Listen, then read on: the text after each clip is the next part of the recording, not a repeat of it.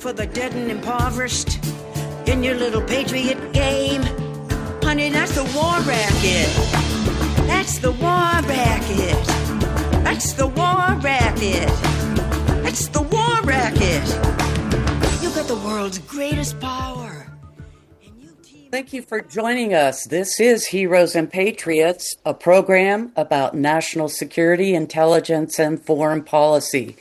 Today is Thursday, June 5th, 2025. We are coming to you live from the studios of KMUD in Northern California. Good morning. I'm Mary Massey, joined by co-host John SAKOWICZ, who is linked in from abroad. Good morning, John. Good morning, Mary. It's good to be with you. It's good to be with our audience. I just want to get three quick words in. Okay. I want to wish our news director, Lauren, the best of luck as she heads towards Berkeley and KPFA.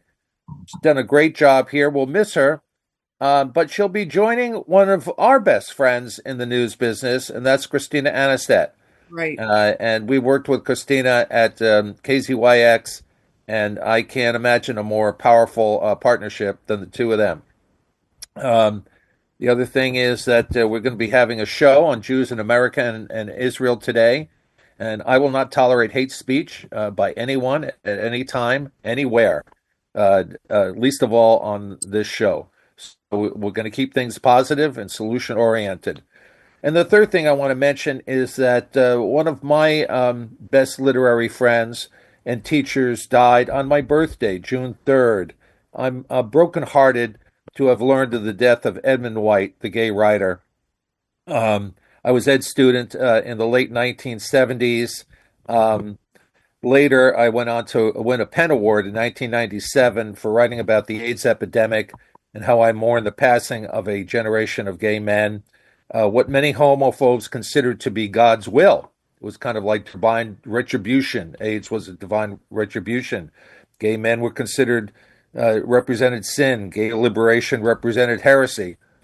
Ed helped me again. It was the second phase of our friendship. Ed did a kind of spiritual eldering with me, coming to terms, spiritual terms with loss. And it was the deepest kind of spiritual intimacy I've known in my life. I will really miss Edmund White. The LGBT community will really miss him, and the literary world will really miss him. God bless you, Edmund White. Thank you, John. We all hope he rests in peace. So throughout the program, we invite you as listeners to speak with our guests on today's topic, 707-923-3911. We hope that you will call in. Our engineer today, Cece, will be routing your calls so that you can add to the conversation. Yay, Cece. So let's begin. Essentially, we have over the last several months been examining the conflict in Gaza. And right here in the States, it's caused unrest and anger. Our own congressman was sued for supporting unlimited and unrestricted munitions and weapons to Israel with U.S. taxpayers' money. Recently, we heard about the events in Washington, D.C., where two young folks were shot right outside the museum, the Jewish museum. And then recently, over the weekend, there was another anti-Semitic event in Boulder, Colorado. So, these are touchy topics. They're emotional and thought-provoking. So I wanted to mention that later in the program, sort of at the half hour, we will play a short audio clip excerpt of Congressman Jaron Huffman that followed a recent town hall in May that will be interesting, I know, for many of our listeners. We welcome our first guest, Rabbi Paige Lincenberg. Rabbi Lincenberg serves the Mendocino Coast Jewish community in Casper, California. She lives nearby in the redwoods of Elk, indigenously Pomo land. She feels most connected to the divine of source of life when officiating sacred rituals, weddings, funerals, and more. She follows in the legacy and teachings of Rabbi Zalman Schachter Salome, having received rabbinical ordination from ALEPH, Alliance of Jewish Renewal, with a specialized certification in earth-based Judaism, which I think sounds really interesting. Rabbi Lincenberg, welcome to the program. Good morning. Thank you so much for inviting me on. We are delighted that you are with us. And, as I mentioned at the top of the hour, we have been talking about the conflict in Gaza between the Israelis and Hamas.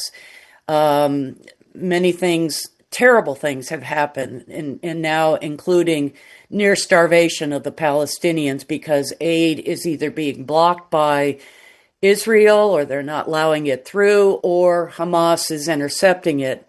And so we're still trying to tease that out. But as a rabbi, I think it would be interesting to hear about your own perspective from a religious standpoint, excuse me, and a Jewish woman living in the States about the events in the Middle East. It is an absolute tragedy, of course, and everyone is only further being traumatized every day after already generations of trauma of this conflict living within them. And I think that's one of the most important parts, that it's hard for anyone, whether Jewish or not Jewish, whether Israeli or American or Palestinian or from all of our different backgrounds and contexts, to actually try to understand, because it is so nuanced and it is so embedded in deep conditioning of needs and wounds that no one can really actually understand. And it's so much more complex than we can even try. And so that's why we approach it from this macro level of seeing these giant numbers and seeing these headlines of what's happening. But I think the most effective way to try to look at it is to try to see each individual person and picture their lives and what they're going through, whether on both sides, on every side, and it not being about sides, it being a tragedy for humanity. Could I ask if you're in favor of a two-state solution? As I said, this is so nuanced and complex that obviously it's already been 77 years since the establishment of Israel as the Jewish state, and experts and professionals have been wrestling with this for decades and decades. And there's a reason why there hasn't been a solution, because none of the potential solutions that have been come up with speak to all the needs of all the people involved. But there's a lot of disagreement about semantics with all of this, of people arguing over, the word genocide within this or the word indigenous within this. But so I think the reality is that all of these peoples are native to this greater land in some way or another. And so some way to honor that everyone needs somewhere safe that they can live and have basic human resources and be able to thrive in some type of land around that area and be treated as equals. How do you think that some Jews are sympathetic to the Palestinians and the genocide that we all are witnessing, and others are only about protecting Israel? Why do you think that is? One of my teachers teaches that Judaism is essentially a PTSD religion, in that Judaism looked very different in the days of the temple in Jerusalem that was first destroyed by the Romans in 70 CE, and then it was rebuilt and then destroyed again. And after that destruction, it was, our whole lives have been attacked. Our means of prayer have been destroyed. And so Judaism was completely reshaped after the destruction of the Second Temple, of how to go about without having a central temple in Jerusalem. And I say all of that with the intention of that it had to come out of this trauma, and that over the centuries, there's just been acts after acts of having to defend and feeling attacked and feeling scapegoated in some ways. And whether all of that's valid and true or some of it's not, there's only so much we know from history. But that's the Jews that struggle more to have that sympathy. That's where it's coming from. It's coming from a need for protection and safety, in that there's 57 Muslim majority countries. There are so many different places that other people can come and be safe and be allowed in. And this is the only Jewish state, the only safe haven. And so that's where it's such a pressure point that, like, you know, putting all your eggs in one basket, like there's only one place for safety. And so those people feel like that has to be number one priority over everything, because that's what it is. And I'm not validating that either. It's also, we're all humans, we're all living beings, and we all deserve safety and to be treated equally. And I personally, my dream and vision that I return to day after day is, I love picturing a classroom of children learning about the concept of war that no longer exists in present day, and the teacher explaining, oh, humans used to disagree and they would kill each other over it, and children just being astonished at this barbaric concept of war. Mm-hmm. And that, like, that's the vision that I just keep returning to, like this idea of of us moving past this, of us learning how to use language and all of these other tools and resources to communicate, and to no longer like physically hurt one another over disagreement. How barbaric is that? John, do you have a question? Yeah, Paige, I want you to picture something else. Will that be okay if we go through this little exercise? Please. All right. So your mentor, Rabbi Zalman Schachter Shalomi, was a pretty hip dude. He advised the Dalai Lama. He was buddies, best bros with Ram Dass. He was married 4 times. He had 11 children. I wouldn't be surprised if he was into psychedelic medicine. He's buried in Boulder. Very hip guy. He's my rabbi, I'll tell you that much. And if you're that kind of rabbi, I'm headed straight to Casper. And his mentor was pretty hip too. Menachem Mendel Shearson. We won't get into the whole Shabbat rabbi business, but just as a matter of faith to our listening audience, he was also very hip. Imagine the 2 rabbis in the same room as with Netanyahu. Mm-hmm. All right, just the 3 of them. What would happen? I mean, Reb Zalman was very experimental. He probably would have brought Netanyahu into some type of meditation or something of that regard, of really trying to open his heart. And that, I mean, since you brought up psychedelics, you're right. Reb Zalman did engage in psychedelics, and that's one I know of groups in Israel, Palestine that are really cautiously, intentionally bringing together Palestinians and Israelis and sitting together with plant medicine, with this specific matter as the intention of, okay, how can we use this medicine to open up our hearts and see one another's traumas and ancestors and what all of this is rooting in, and how can we come together rather than it pull us apart? So that is one potential heart opening tool that maybe Netanyahu needs as well. But besides that, I think it would have to go into his personal wounds. Like so many of our leaders who have all this power and are making all of these huge decisions, I don't know if they've actually done their own self-work.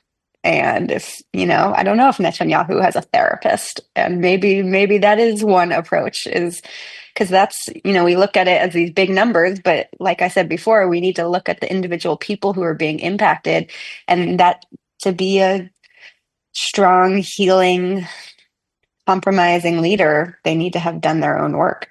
Yeah, I'm glad you went down that road, because, if I were alone in the same room as Netanyahu, I would just twist his ear or something like that and say, "What's wrong with you? What is wrong with you? God is a God of love. God is not a God of, punishment and wrath and death and destruction. You need to go back to the, to the Torah and read who, your father is."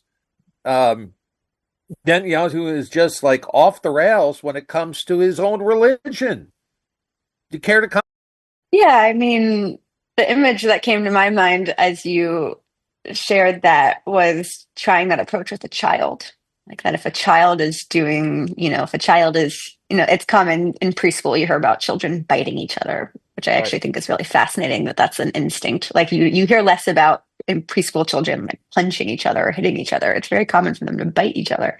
But anyway, if you were to need to figure out how to help your child and solve this behavior that's not okay of them biting another child, you wouldn't want to grab their ear and say, "What's wrong with you?" And you would more sit with the child and say, like, what are you feeling in those moments before you bite another kid? And like, what's coming up for you? And so really more softly, gently returning to the root of the problem and what's leading to these traumatic, not okay actions, and tending these wounds, because everyone is acting from a place of is acting from their wounds. Everyone is wrong and everyone is right. And so let's continue with that, Paige. So in our last show, I don't know if you heard our last show, we had a top CIA analyst, Ray McGovern, on the air. He delivered the daily White House briefings to 3 separate presidents. He's one of our show's best friends, just a brilliant analyst, a very decorated CIA officer. The CIA approaches things from an analytical point of view. It's not like with the movies where it's just all, cloak and dagger. They're very analytical. If you were to psychoanalyze what Netanyahu, if the CIA were to psychoanalyze Netanyahu, and I'm sure they have, what do we know about his inner psychodynamics? If we were trying to get him to move towards peace and away from the genocide of the Palestinian people, we would have to know something about his inner psychodynamics. What do we know? What is publicly known about him? Well, first, I would start with calling him by his first name. That I think when we refer to these people as their last names, it creates distance. And you're bringing in this invitation to see them, his inner world. And, that his nickname that people call him BB. Right. So I often think of him as BB rather than Netanyahu, just seeing him as this human, as this man, as this other person. And, I definitely, I'm not a full expert. There's definitely a lot more about him that I don't know about to answer your question. So I don't know if I personally can thoroughly answer it, but he's definitely surrounded himself and been part of this culture of defense over everything. And, the IDF is very intentionally named. It's the Israeli Defense Force. Like that's their top priority, is to defend. And there's lots of different ways to do that. And they could be doing it very differently than they are. And I wish they were doing it very differently than they are. But one means of defense is what they're doing, and that's what his focus is. All right. I heard that members of IDF are more disillusioned about, going out and killing people that are starving to death, that they're trying to protect Israel against people that don't have clean water, no food, and so forth. And, it seems like they also are becoming disillusioned with Netanyahu, and I call it his conflict because he is driving it. Do you have a thought about that? Yeah, I often think of, do you know of the Netflix show Black Mirror? I've heard of it. I haven't watched it. So every episode is completely unrelated to the next, and it just introduces some technological advancement that doesn't exist in modern day, and it just shows you an example of, oh, what if this technology existed? And so there's one episode from many years ago, probably at least 8 years ago or something, that it shows a war, and it shows these humans fighting some type of monster. I don't remember exactly what creature they were, but they weren't humans. And that monster, was attacking their people. And so the whole episode, you're completely on the side of these humans who are defending themselves from these creatures. And the humans are killing them and hurting them and doing whatever they need to do to defend them. And it's so strategically designed for you to have full empathy for the humans and be on their side.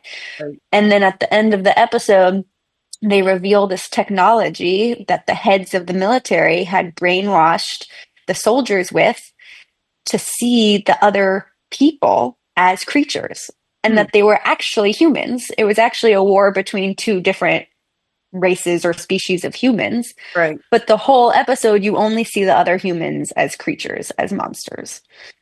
And so there's absolutely deep conditioning to not be seeing the other side as humans so that you can kill and hurt. And I personally know people who have served in the IDF. And, you know, once again, it's coming from this place of our number one priority is safety of our people, which is a really pure priority, except when it then embodies itself as something very impure. And it seems so unbalanced as we're witnessing it. 707-923-3911. The phone lines are open and we have a call.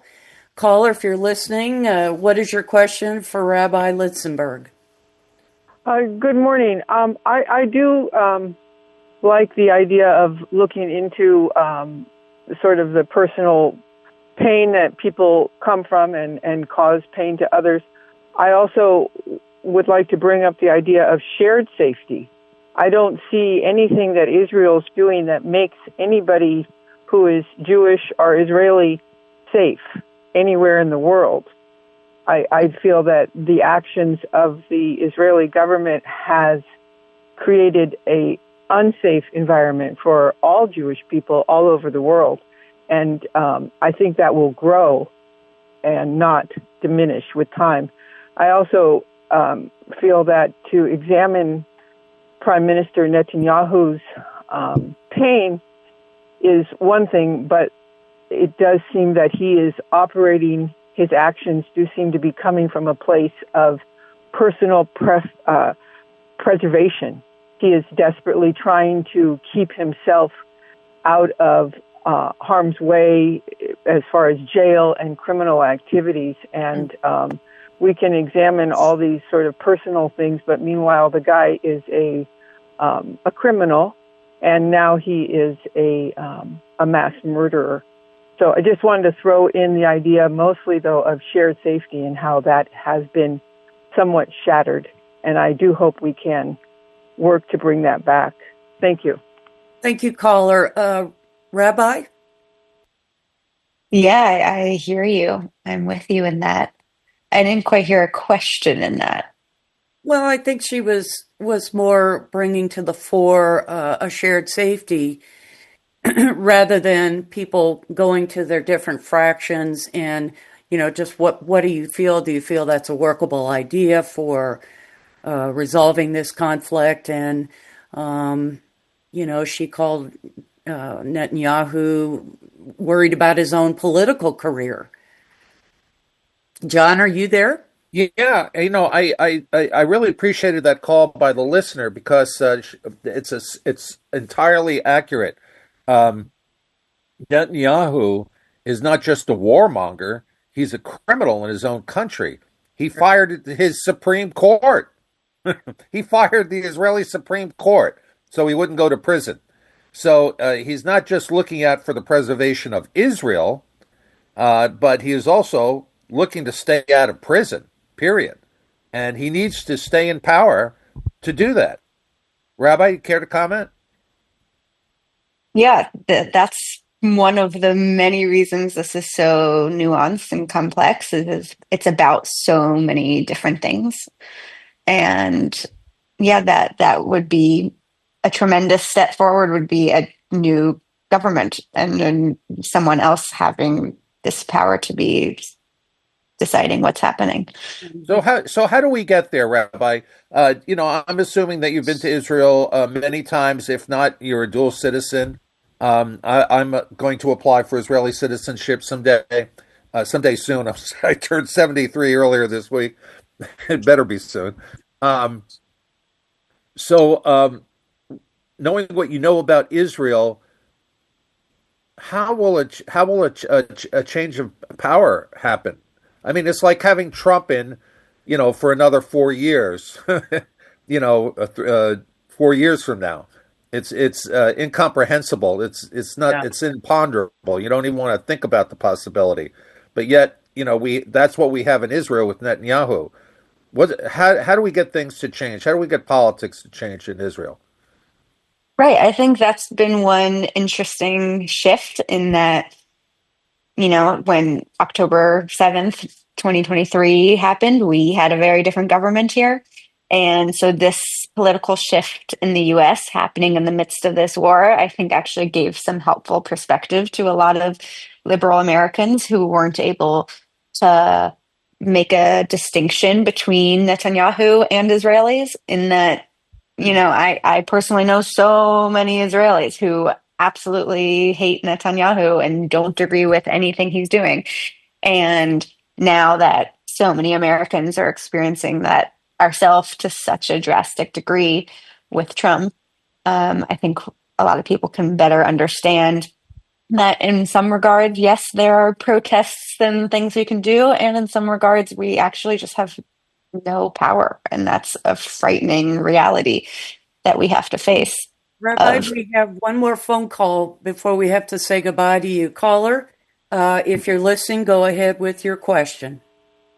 Okay, thank you. No question. It's just that generally I don't follow this issue in general, but once I heard in regards that soldiers, maybe on both sides, were raping, torturing, and killing all at the same time, I don't need to listen to any more monsters. So that just totally blew me away, turned me off. Who knows what goes on around the corner from my house? But when I heard that, it's kind of like, I'm out.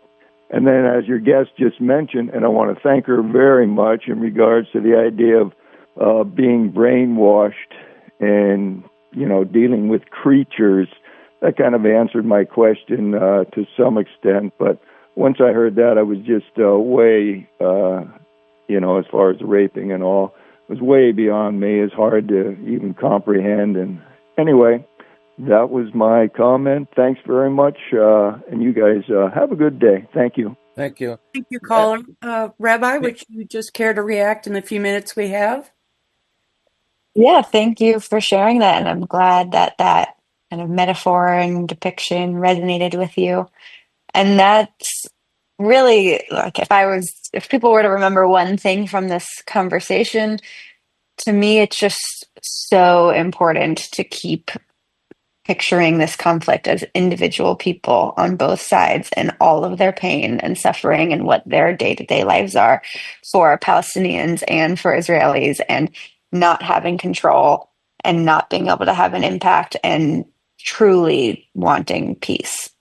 Rabbi, I've got one last question before we sign off. And I know, Mary, we're going a little bit over, but it's an important question. After we sign off with you, we're going to play a 2-minute clip of our news department's interview with Congressman Jared Huffman. Jared Huffman has voted consistently for the unrestricted military aid, U.S. military aid for Israel, and he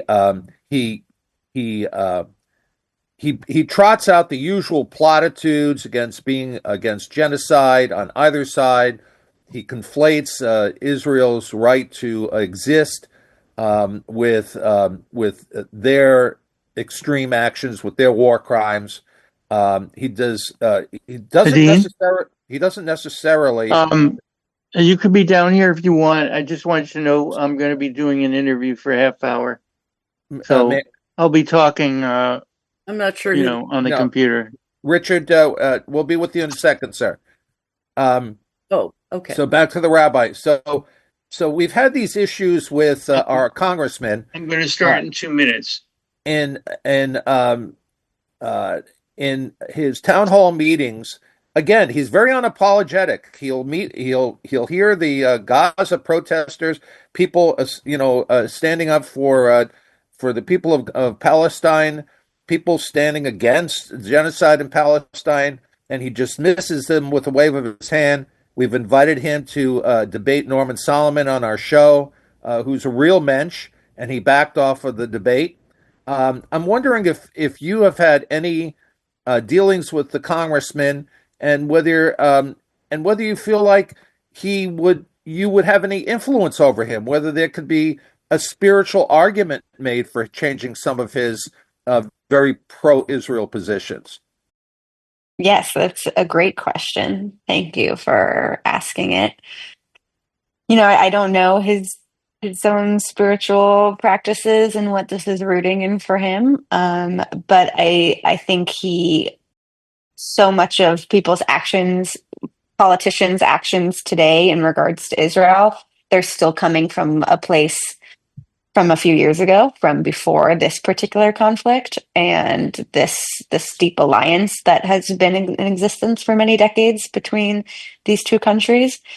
And I think depending how this continues to go, there is a lot of potential for change. I've been really struck by, even just in the past month or two, as like you mentioned earlier, as aid has been being restricted even further from Gaza, that some people who have been holding really strongly on one side are starting to open and shift some, even just in the past couple months.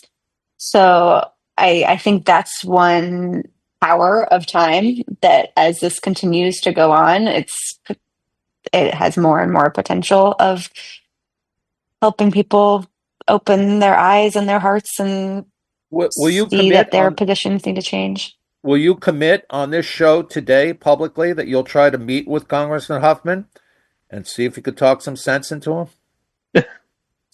So I'm not, I live on the Mendocino coast. It's a very rural community. I'm definitely, I think leaders, I'm close friends with rabbis in San Francisco who have more of that kind of political power and meet with politicians in that way.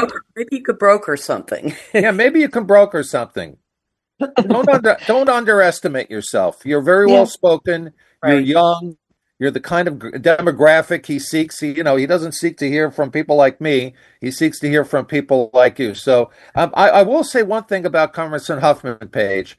He is the only member of Congress. I don't know how many members of Congress are there, 560 or something like that. He is the only member of Congress to boast that he's an atheist.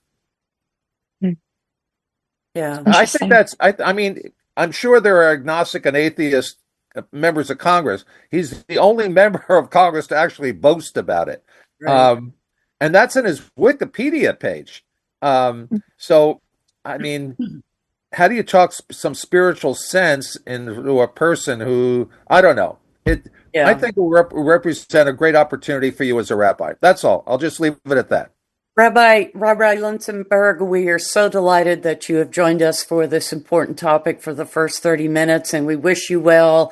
And, let us know if you broker that deal. We'd love to have the results on air. So thank you so much. We've been speaking with Rabbi Paige Lincenberg, who serves the Mendocino Coast Jewish Community Center in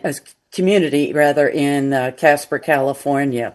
So thank you again for being with us, and we will follow your work. Thank you so much. So as John alluded to, we have we've often talked about our Congressman Jared Huffman and Mike Thompson, both who were sued by taxpayers of a variety of counties, both in California and out. And our news director, Lauren Schmidt, in May had I guess you would call it just an update interview. And we'd like to play that now because he hasn't really voiced his opinion on the continuation of unrestricted ammo and munitions and weapons to Israel. So, CC, if you're ready, let's go ahead and play that brief interview. And Congressman Huffman, there's always so much to cover, but my final question for you today stems from something you posted on social media, where you called Israel's actions in Gaza a moral stain and have joined others in urging a major shift in policy. Considering the recent hostage negotiation that took place without Israeli involvement, how should the U.S. recalibrate its role in the region to support peace, justice, and meaningful humanitarian relief as people are quite literally starving to death in Gaza? We are way past the point at which Israel's war in Gaza is about Israeli security. And I will tell you, Lauren, not everybody agrees with me on this, but initially I did support the war. I thought it was a just war because of what happened on October 7th. I didn't like the way it started to be fought. And we just have seen red line after red line crossed in terms of what's going on with humanitarian aid, some of the targeting and the indiscriminate nature of the military campaign. And now it's, I believe, at the point where it's just totally unconscionable. And so I do not support any of the military activity in Gaza right now by Israel. It needs to end. It should have ended a long time ago. I want the hostages freed. I want the killing to stop and the bombing to stop. And I want to start rebuilding Gaza and also end the madness that's going on in the West Bank. So what should we do? The United States should stop greenlighting all of this. That was Congressman Jared Huffman speaking to News Director Lauren Schmidt about a town hall that he gave back on May 15th. So it's 37 minutes past the hour. We are going to introduce a friend of the show, Richard Silverstein. We want to get his reaction, but let me let you know who he is. Tikkun Olam is a website that covers breaking news and analysis on the Israeli national security state and its impact on the Middle East and the world. Richard Silverstein is the blogger, and he's a critic of Israeli policies and a supporter of Palestinian rights and justice, and he joins us now on Heroes and Patriots. Welcome, Richard. Thank you for having me, Mary. Good to be here. Yeah, it's good to have you. I know you've been listening to the rabbi throughout the program, but let's first get your reaction to Congressman Huffman's response. I didn't really hear him say we need to stop unrestricted funding, ammunitions and weapons. What did you take away from that? Well, as far as what he said, nothing he said is objectionable, but right. What he left out is also important, which is he refused to use the G word, genocide. And I think that's very important distinction to make here, both in terms of international law and in terms of what U.S. policy and what European policy should be towards Israel and Gaza. In pretty standard liberal Zionist talking points, which, if you want, we could talk about that later. But I don't think that it goes far enough. I didn't hear him say that he supported Bernie Sanders. Hold on a second. I just lost you. We can hear you. Go ahead. We can hear you. Yeah, my computer just did something weird. So I didn't hear him support Bernie Sanders' proposal to restrict military aid to Israel. I think that's at minimum a bottom line regarding what so-called progressive Democrats should support. So I think those are important distinctions that he didn't say, which I think that progressive Democrats should be saying. Yeah, Richard, I want to weigh in here. So we have a few people out in Radio Land who believe that Jared Huffman should be awarded, something like the Nobel Prize for Peace for that interview. But this is what I heard, all right? This is what I heard. And what I heard was, I will continue voting for unrestricted U.S. military aid for Israel. I will not make a public commendation of the Israeli genocide of the people of Gaza, people of Palestine, the 50 or 60,000 women and children who have been slaughtered to date. I will couch things that will be hedged and that will do nothing to offend the people at AIPAC and the Jewish lobby, because I do not want a contested primary. I will try to straddle both sides of these issues. That's what I heard. What did you hear? Well, I heard something very similar to that. I'm not sure I have too much to add because I don't want to repeat myself. But I think it's really important that members of Congress start taking a stand against Israel, start talking about sanctions, start talking about stopping military aid.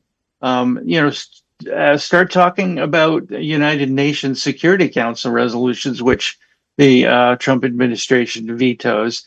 I'd like to hear him say that the U.S. should not be vetoing such resolutions, which, by the way, only called for a ceasefire. It wasn't like they were hugely controversial. They weren't talking about, how Israel should be pursuing its policy in Gaza. It was really basically almost a milquetoast proposal, and Trump vetoed it. So I think in general, Democrats should be more militant. They should be more aggressive. They should set up a clear difference with the Republicans. And people like Jared Hoffman are sitting back and sort of taking the least objectionable path, right, while still trying to talk about themselves as progressive Democrats. 707-923-3911 if you'd like to join the conversation. It's 42 minutes past the hour, and we're speaking with Richard Silverstein on the conflict in Gaza. We cover so much on this. In the last program we had a member of Veterans for Peace, and we were talking about how the aid is not getting to the Palestinians who are starving. And we were trying to weigh, is it the Israelis holding back on that? Is it Hamas intercepting the humanitarian aid? What are you hearing as someone who reports and follows on this? Well, this is clearly a policy of the Netanyahu government that they are punishing all Gazans for the supposed actions of Hamas on October 7th. And by the way, collective punishments like this is a violation of it's a war crime, a violation of the laws of war and international law. So for the last 3 months, Israel has not let anything into Gaza: food, medicine, water, anything that's necessary for survival. And Palestinians have basically been doing the equivalent of eating grass to try to keep themselves alive. And now we have a so-called humanitarian aid project, which was devised by Israelis and uses American military contractors to enforce this sort of militarized humanitarian aid program, which is beset by chaos. The last 3 directors of the project have quit. Yesterday, it was revealed in the media that the funding for this, $140 million a month, is paid for by the Mossad. So this is not a humanitarian project. This is a project of control over Palestinians. It's a project which is telling the Palestinians that Israel controls you, Israel controls your fate, Israel controls everything about Gaza. So it's really a disastrous program. And in addition, though, perhaps worst, is that over 80 people, Palestinians, have been murdered who are waiting on these lines for the food packages that are given. So the IDF is actually killing the people that Israel is supposedly trying to help. So the whole thing is a mess, and Israel is refusing to allow the international aid organizations, which have been doing these sorts of things for decades in other countries and have been doing it in Gaza before Israel shut down all aid. And that's who should be doing this project, and not Israeli military and Israeli intelligence. John? Yeah, I wanted to follow up on that. So yesterday, Richard, you did some very excellent reporting on the 80 Palestinians that were killed by the IDF, by Israeli security forces, and that in fact the NGO managing the humanitarian relief efforts feel so endangered that they want to withdraw from Gaza. Care to report on your story yesterday? Well, the Gaza Humanitarian Foundation, which is the outfit that's responsible for this, hired an American consulting company called Boston Consulting, and Boston Consulting basically organized the whole project, from hiring contractors and arranging for security and liaising with the Israeli army. And the reputation of Boston Consulting has been a little bit tainted by people being murdered on a project that they are responsible for. So they quit the job, they canceled the contract, and they put on leave the partner in the company that engaged with this project and agreed to take it on. So I think that, and I mentioned that three directors of the Gaza Humanitarian Foundation quit, saying that this project was no longer viable and that they didn't want to be associated with it. So it's a total mess, as is everything that Israel is doing in Gaza. It's a disaster, a humanitarian disaster, a disaster in terms of international law. But, the world seems to be, I don't know if okay with it is the right thing to say, but the world seems to be sitting back and letting Israel do whatever it wants. Richard, we touched upon the two-state solution briefly with the rabbi, and I know there's an upcoming Saudi-French International two-state solution conference. Could you tell us about that, and where is it, and tell us more about that? In mid-June, the French and the Saudis are going to host a conference in Paris that will advocate for a two-state solution. I have my views on the two-state solution we can get into if you like.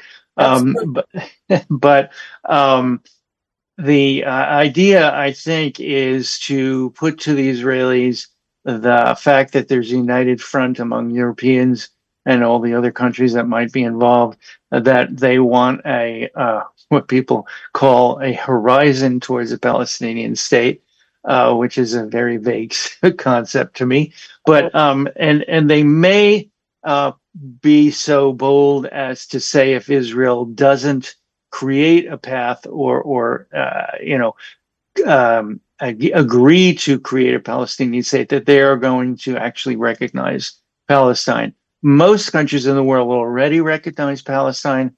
The Europeans, except for three countries, I believe Ireland, Spain, and one other, do not recognize a Palestinian state. And these countries are Germany, England, France, are really key. They're the powerhouses in the European Union and on the world stage. And so they're key. And if they do recognize a Palestinian state, that will be a strong statement of opposition to what Israel is doing. However, I want to add here that the two-state solution is a bygone proposal. Israel rejects a two-state solution, not just rejects it, but rejects it vehemently. And no Israeli politician, including the opposition, supports a two-state solution. So the idea that all of a sudden they're going to be able to persuade Israel to support two states, any government in Israel that says they do will be toppled. So I don't know how you get to two states, given that status of international affairs. I think it's well-meaning, but I don't think it goes far enough. I think a one-state solution really is the only thing that would be fully just, and it's controversial, of course. But any good proposal on controversial subject is going to be controversial with some people. Yeah, I've got a question, and it's a natural extension of what you just said, Richard. Is really the end game, in truth, is the end game just having either starving all Palestinians or relocating them to Egypt or elsewhere or Lebanon to get rid of every single Palestinian and just have Israel annex Palestine to itself and maybe Trump does a resort. Is that really the end game, in your opinion? Well, look, key senior ministers in the Israeli government support ethnic cleansing. They don't want to see any Gazans in Palestine, in Gaza or the West Bank. And there's ethnic cleansing going on in the West Bank, too, which few people talk about.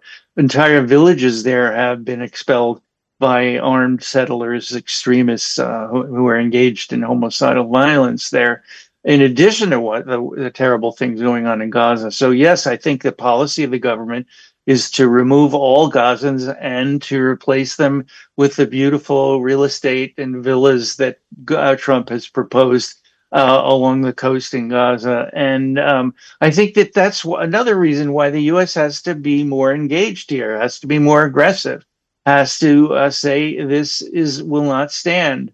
And no one in the world except for the supporters of Palestine, grassroots protests and everything, are saying that, and it's really a shame that we're not having stronger official resistance to Israeli policy. Richard, that's exactly right, and it's why I think our Congressman Jared Huffman should take a stronger stand. Trump is repugnant to guys like Huffman, and rightly so.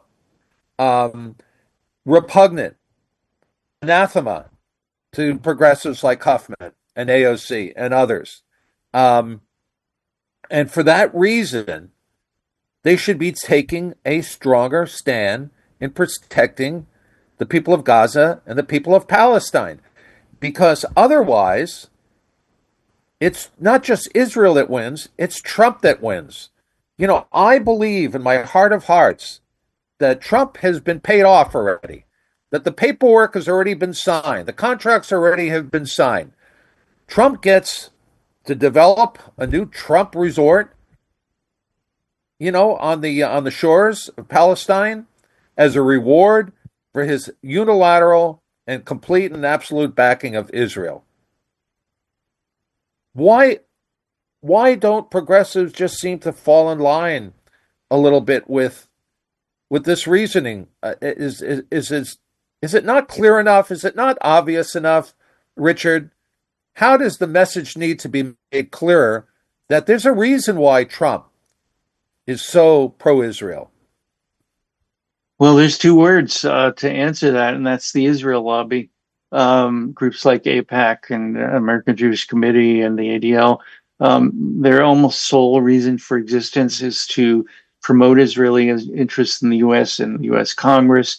And they're spending $100 million in off-year elections, not for general elections between Republicans and Democrats, but they're trying to stifle progressive Democrats willing to criticize Israel in primaries. They're spending $100 million in primaries. Right. I'm sorry for being so vociferous. So that kind of money intimidates people like Hoffman. And they don't, like you said, they don't want a candidate coming in with $10 or $20 million to put attack ads on the air everywhere you can go. And they're intimidated. They're frightened. That's the sort of control that the lobby exercises in American Middle East politics. Richard, I'm glad you said that, Richard. $100 million in contested primaries alone for Democrats who are not really on board with Israel. And, we had one in the North Bronx. Do you care to talk about that congressional race, how that one-term congressman was voted out, and it was a shock to all?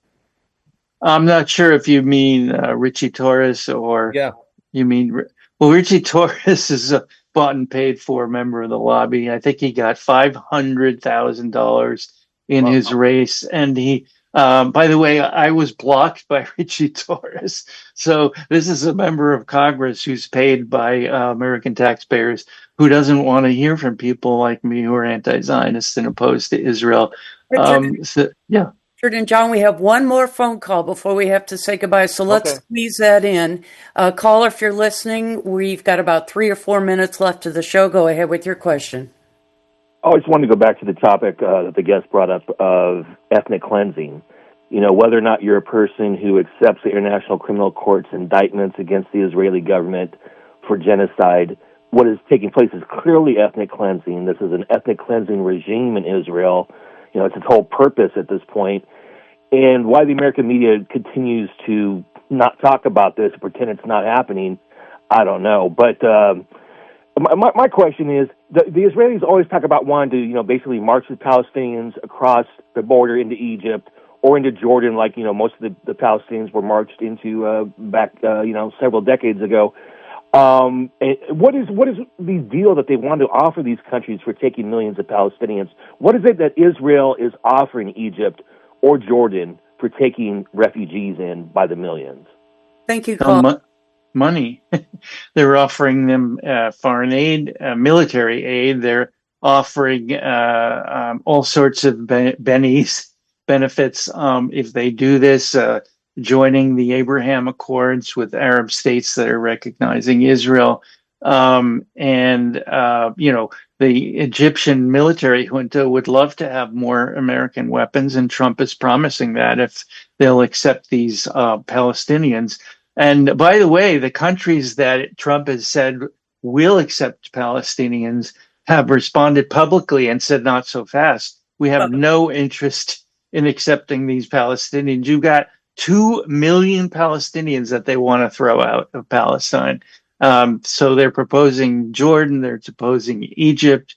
And by the way, these countries already have 1 or 2 million Palestinians who were thrown out of Israel in 1948.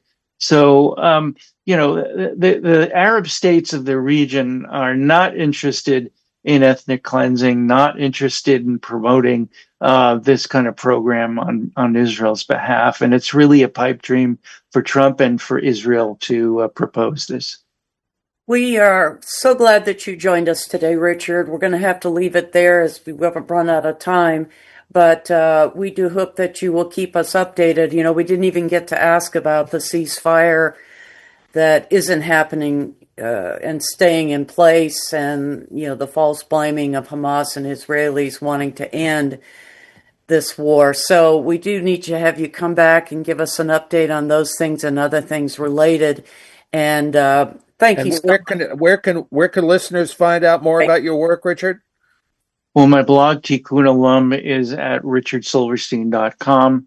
And I also publish at several publications, Jacobin Magazine, Middle East Eye, and The New Arab. So I invite your listeners to follow me there. Richard is a longtime friend of the show and a longtime personal friend. Thank you, Richard, for being a guest on the show again. Thanks, John. Thanks, Mary. That is our show for today, June 5th.